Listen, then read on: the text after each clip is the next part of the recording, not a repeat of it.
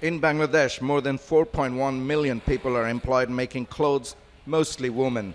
But because of the coronavirus pandemic, many now fear they could lose their jobs. Fatima Khatun is a divorcee with 2 family members who depends on her income, and she's worried. If the factory closes, it'll be very hard for me to manage things. I take care of the rent, my son's education, and mother's treatment. Our appeal to the government is that they should come up with some sort of solution for us in such a situation.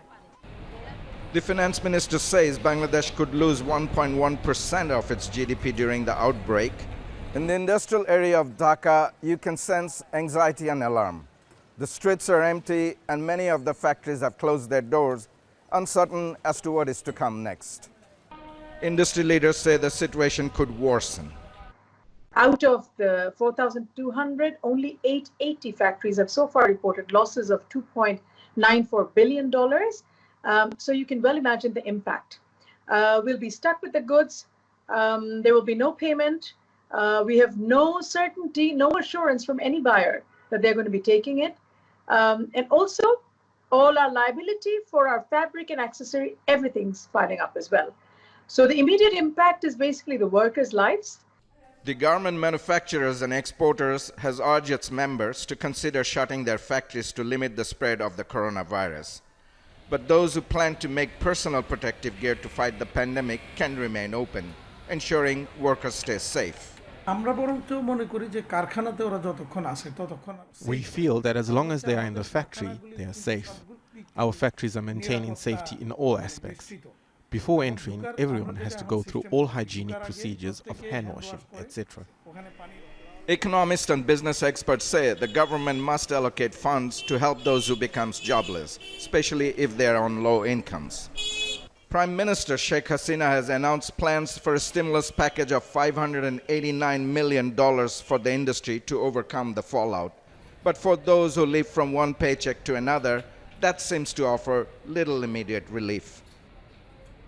Let's speak to Tanvir Chowdhury, who joins me now from Dhaka. And of course, that story has slightly developed since you filed it, because we believe that some businesses do want to open up. And I suppose needs must if families have to be fed.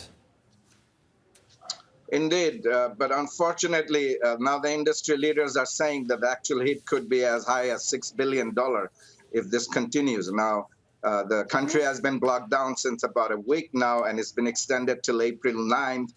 And what we know that the Prime Minister has put a plan for a stimulus package of $589 million. Now, that may be coming, later, but right now, a lot of these workers are living paycheck to paycheck, and probably 1 million plus worker will lose job.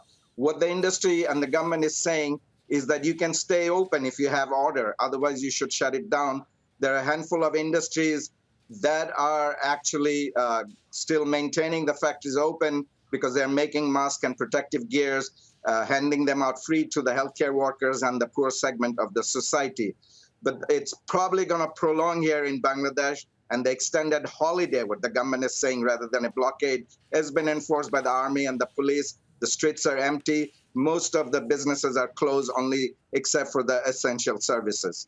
So, of course, that actually gives us an idea of the capital. Bangladesh, obviously, is a country of millions. How is the message getting across from government officials across the country about the pandemic and how important it is to stay safe?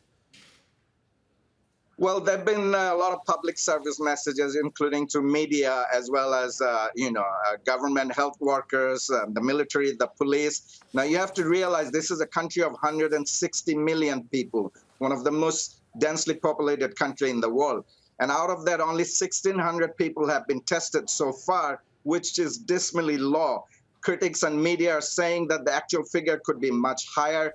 Enough test hasn't been done. Only tests been done on those who came from abroad in last 35 or 40 days. That's about 400,000 people came from abroad. 10 million Bangladeshis live abroad, 4 million in the slums, and now you have the largest refugee camp in the world. Rohingyas are living in a very congested, densely place in Cox's Bazar. Those are ticking time bombs. And if the media's report is correct that at least 40 plus people died within 9 days with all the asymptomatic symptoms of coronavirus, and the respiratory illness went up 14%, which is quite high compared to last year. These are bad signs, and it is spreading to community level. Despite all the awareness, for people living in the congested slums and poorer areas don't have the luxury of social distancing. I mean, the hygienics are not the best. I mean, they use public toilet, very few running water facilities. So it's overall a ticking time bomb, and the government needs to face the reality and start doing more testing. There used to be one centralized testing place. Now there is at least 10 of them. Just within the last few days, the government allocated 10 more testing facilities. So things are looking quite dismal, and major challenge ahead for the government and the country as a whole. Tanvir Chowdhury in Dhaka, thanks very much.